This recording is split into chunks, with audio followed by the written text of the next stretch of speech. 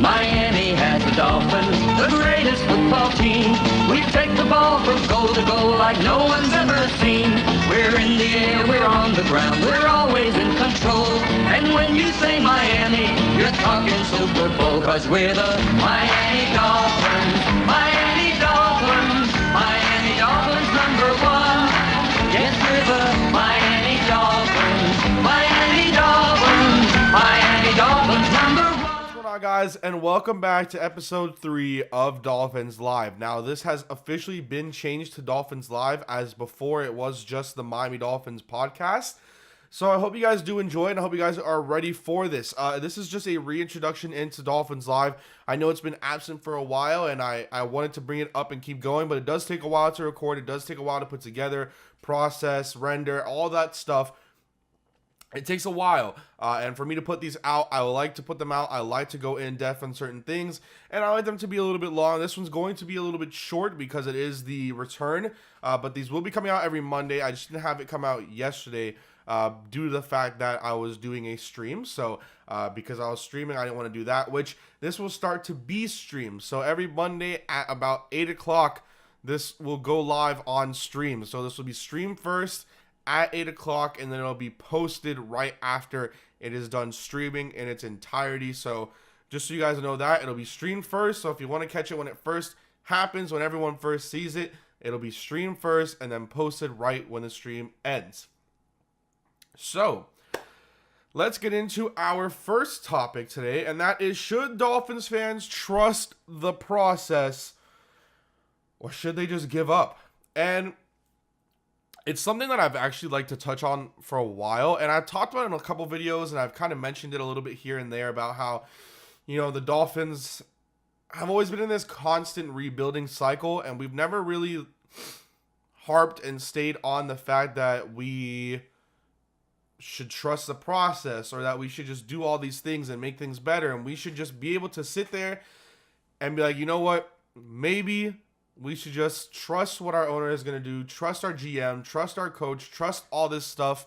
And I think that we look at ourselves and we also just are like, no, let's not do that. Our trust, we can't, like Joe Philbin, we can't trust our coach. Our GM, who the heck is Jeff Ireland anyways? Like all this other stuff that we've done that we're like, well, yeah, probably not. Probably not. We probably can't do that. We probably can't do this. We probably can't do that. And it does suck. I feel like as a Dolphins fan, maybe you guys feel it as well, that we are always on the shit end of the stick. I would say short end, but we're always on the shit end of the stick. And we're always having to wait and find out and look. And as the 76ers have coined, trust the process. And that's why I bring up the question, should we as Dolphins fans just trust the process, trust what Adam Gase and Chris Greer are doing? Or should we continue to harp and harp and harp and harp about what we don't like about the team? I mean, there are multiple people, I'd say from my channel, from Twitter. I mean, honestly, it's probably a 50-50 split of those who want to trust the process, not using that, specifically, but they want to trust the process, or they are pissed at everything, at no quarterback, at Gesicki, at, freaking Jerome Baker. All these, there are people that are pissed at Kalen Ballage for being drafted. They're the Dolphins side of Twitter that hates Devontae Parker. Then the other side of Dolphins Twitter that loves Devontae Parker. Video coming out about that soon. The Dolphins side about the stuff that happened yesterday, where it's, I love Chris Chambers. And the other side that's like, who cares what Chris Chambers says?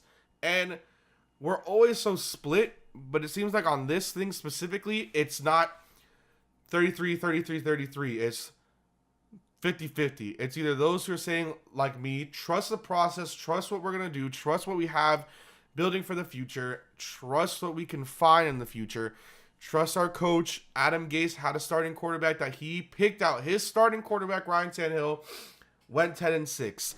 Now, barring all injuries, what can the Dolphins do this season? No one really knows until we see some product on the field in that first preseason game. And although it's a preseason game, and a lot of times preseason games don't mean much, it's going to mean a lot. That preseason game is going to mean a lot for the Dolphins season. And so it's interesting, man. I want to be the type of person that says trust the process. I want to be the type of person that wants to believe that the Dolphins can continue to build on what they were building 2 seasons ago, and what they were building last season. Even though they went 6-10, there were some positives last year, even with the 6-10 record. So it's interesting. I want to see what they can build on, but let me know what you guys think about them and trusting the process. From this, we move on to our second topic of the day, and that is, could the Dolphins have a great defense this year, or is it going to be same old, meh? Can the Dolphins have a good defense this year? It's something that we all want to know, and something that we probably all want to have. Like, we want the Dolphins to have a great defense. We want the Dolphins to be a good defensive team. We want them to do something. We actually want the Dolphins to do work on defense. We're so tired of the linebackers, the corners, safety, defensive line, everything. I mean, it's from every position you could think of. And I guess we can go position by position here and talk about it. When it comes to our defensive line unit, we have, I feel like, very good edge rushers. I feel like Robert Quinn can do something for the Dolphins. You still have Andre Branch, who's going to be a backup. Charles Harris, who, although a lot of fans say didn't do jack squat in his first season, if you actually watch game film and watch Charles Harris, you can see he was on the short end of the stick a lot of times when it came to pressures and sacks, where he would pressure a quarterback and he would get the ball out, or he would pressure the quarterback and it would lead to a sack for one of his teammates, which Pro Football Focus, when I don't like Pro Football Focus, I think the stats that they put out are very misleading for what a player actually does on the field, because they'll put out like some stupid, ridiculous stat. But that pressures is something that they should be calculating, not only Pro Football Focus, but the NFL and players and everything along those lines. So he did fine. It's Cameron Wake. We feel like he's just the ageless defensive end. I like to call him that a lot of the times. And he pretty much just makes plays. Even coming off of that torn ACL he suffered against the Patriots a couple years back, he's still Cameron Wake, and he's still producing, which is something that's absolutely insane to me. I don't know if it is to a lot of you guys, but to me, that's crazy that Cam Wake is still producing in the way that he can produce. And so hopefully we continue to get Cam Wake producing like a beast that he is. And then from there, we also have, I guess in the brighter point of view, the linebackers, where your main guys is probably going to be Mike Hull, Jerome Baker, Kiko Alonso, Raekwon McMillan. That's about it. Those are probably going to be really your main three are Jerome Baker, Kiko Alonso, and Raekwon McMillan. And you have some outliers, but those are really your guys. Those are your starters right now, most likely. And unless Stephon Anthony gets the starting role, or Chase Allen, maybe, possibly, because he didn't have a horrible year last year. He was pretty good as a rookie. So, we know Raekwon is going to be the starting middle linebacker. Kiko will probably be the starting outside linebacker. And then you need another outside linebacker. So probably Jerome Baker, Stephon Anthony, Chase Allen, Mike Hull. One of those guys will probably be it. I believe it'll be Jerome Baker, but it's interesting, man. You want to have hope, and you want to be hopeful that your team can continue to produce in the linebacker way. The way that we see the talent on paper, we want to see the talent on field. A lot of people are really hyped up about Raekwon McMillan, me, myself. We thought we saw a lot of great things coming out of him during practice last year before he tore his ACL in week 1. And it can be argued that he pulled a Ben Simmons and he got a year under his belt. And now going into the next season, he's going to have a lot more experience under his belt. Bigger understanding of the defense, where there might be minor mistakes still, but not as bad as they could have been last year. But we're all just hoping that he's going to be great. Kiko Alonso, maybe with a true, I don't know. Kiko Alonso, he tackles really well. He's not good in coverage, but he's a very good tackler. And then that outside linebacker spot is still going to be a little weird. When it comes to cornerbacks, we're really looking at we were looking at Xavier Howard, who's going to be very good. He's your starting cornerback no matter what. From there, you're thinking, okay, you got Bobby McCain, who's going to be our starting nickel. Who's going to be opposite Xavier Howard? Is it going to be Tony Lippett? Is it going to be Cordray Tankersley? Could it be Torrey McTyer? Or are they going to keep Torrey McTyer at safety? Because he did a great job in coverage last year as a corner and as a safety too. So did Maurice Smith. But you wonder, is it going to be those guys? Are those guys going to step up and be those main guys for the Dolphins this year. And we never know, really. We have to kind of sit here and wait and think and just kind of see. But in my opinion, Tony Lippett could easily be a guy that, wouldn't you love it if your mic stayed in place? Could easily be a guy that loses his job this off season and could be a trade bait type of player. But who knows? Cordray Tankersley did make a lot of rookie mistakes last year, but you're kind of hoping and praying that he comes back strong this year and that he doesn't really make any mistakes. So we'll see what Cordray Tankersley does. And let's get into our last topic. Our last topic of the day is, should Stephen Ross sell? Now, we've had comments before and videos before about Stephen Ross, and I did the open letter to Stephen Ross when he talked about the Miami fan base, and that's something that pissed me off highly because, well, I mentioned in the video, and I can mention it here again, I was raised under the way from my father when it came to sports that you support your team no matter what. Where you were born, that is who you support. And you know what? I was a Giants fan as well, and those, Giants and Dolphins were head-to-head at the time because I really liked both. When it came down to it, regardless of the Dolphins were losing or not, which they were, I would still be rooting for the Dolphins. Why? Because I want the Dolphins to win. I want the Dolphins to be successful. But I was a Dolphins fan, a Giants fan, a Mets fan, a Marlins fan at the same time. It's kind of weird. Doesn't make a good mix together. And I was a Heat fan. Didn't like the Knicks, but I was a Heat fan. And, I was Miami supportive, thick and thin, but I also had the teams that I also liked outside of Miami. Now, I still like the Giants. I still like the Mets. Don't like the Marlins. I love the Dolphins, and I love the Heat. I'll root for them, but I root for the Dolphins primarily. And like I said, I'm the type of person that thinks that, if I could lock this, it stayed in place this time, that you support your home team, you support where you're from. And Stephen Ross, those comments were uncalled for when he made them, and they're still uncalled for now. And I personally believe that he, with all the bad mistakes he's made as the owner of the Miami Dolphins since taking over, since buying the team, he's not fit to be an owner of an NFL franchise. If it was my choice, if there was a way that they could force sell him out of the Dolphins and try to get someone better, although nowadays those who are buying they don't seem like great candidates, so that could be a big issue. But I am not happy with Stephen Ross. I'm not happy with the job he's done since taking over. I feel like he's very, when it comes to the business aspect, he has hired guys who are outstanding at their job. Tom Garfinkel is amazing at his job. And I think Stephen Ross is maybe adapting to becoming a better owner.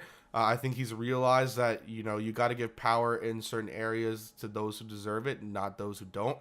Mike Tannenbaum might be the one making calls, but he's not the one making the trades. He's just overlooking everything now, and all of that is Chris Greer now. So I guess he's sort of realizing certain things, so that's good in some aspects, but hopefully we can continue to get a product out of him. But I think that he should sell if things become worse, because I don't think he's fit to be an owner. Hopefully I get proven otherwise, but some of the hiring and firing decisions he has made in the past have shown that he's not really the greatest owner out there. But this one's going to be a little short, for our next topic is going to be the last. So this is the last topic, and like I said, this one was going to be a little bit short. I don't have enough time to record, but I wanted to get it out for you guys tonight. I was gonna say today, and I said tonight. But it is the week in review, and I do that and I go over comments, but this time I'm not going over comments. I'm going over stuff that's happened in my own life and kind of giving some updates. So the week in review for me, when it comes to my weight mission that I told you guys about, I haven't weighed myself in quite a while, actually, maybe 2 or 3 weeks, to be perfectly honest with you.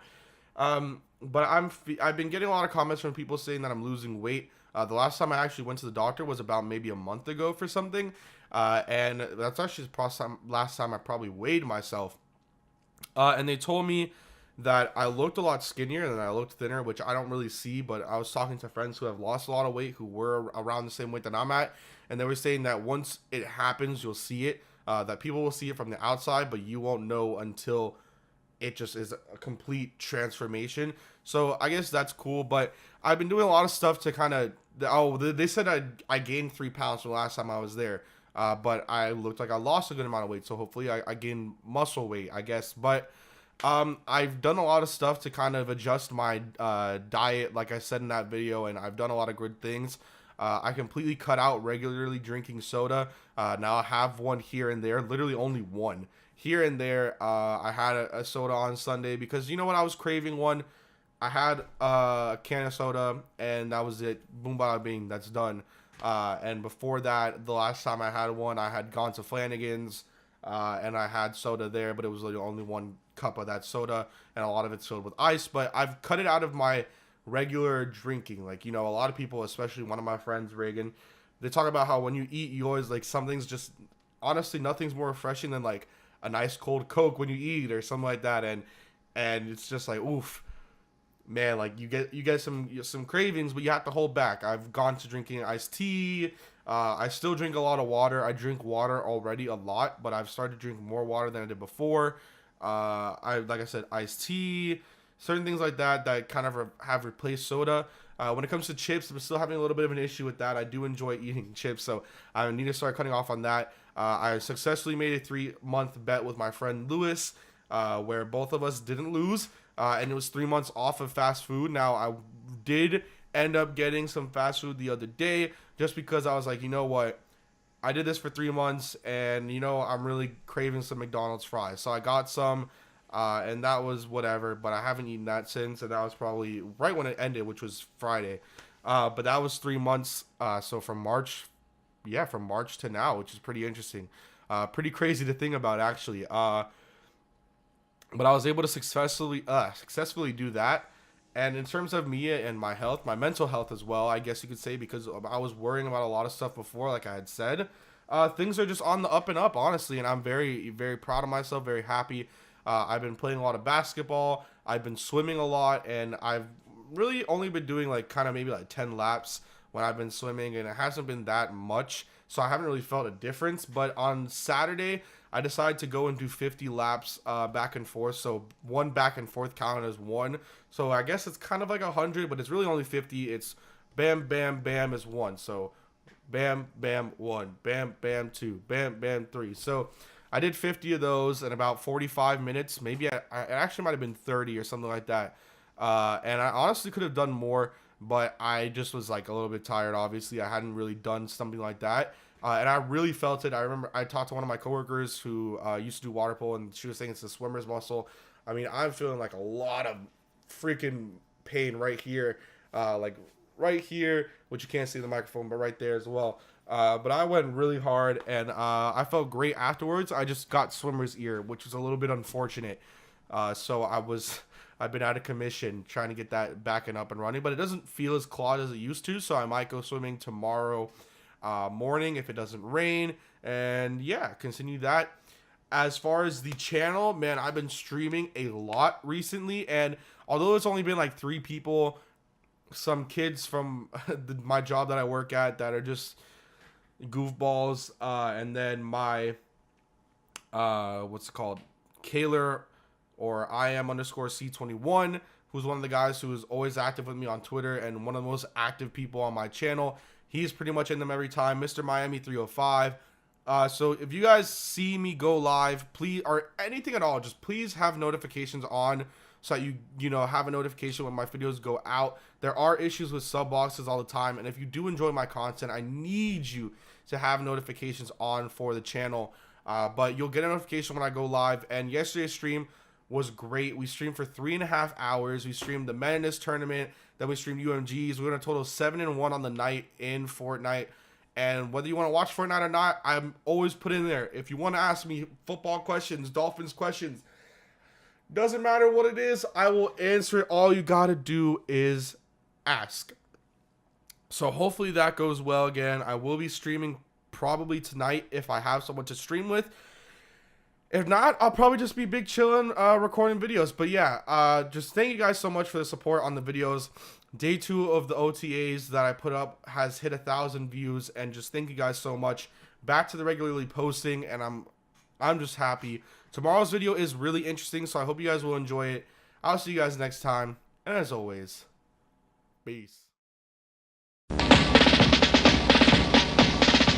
Miami has the Dolphins, the greatest football team. We take the ball from goal to goal like no one's ever seen. We're in the air, we're on the ground, we're always in control. And when you say Miami, you're talking Super Bowl, 'cause we're the Miami Dolphins.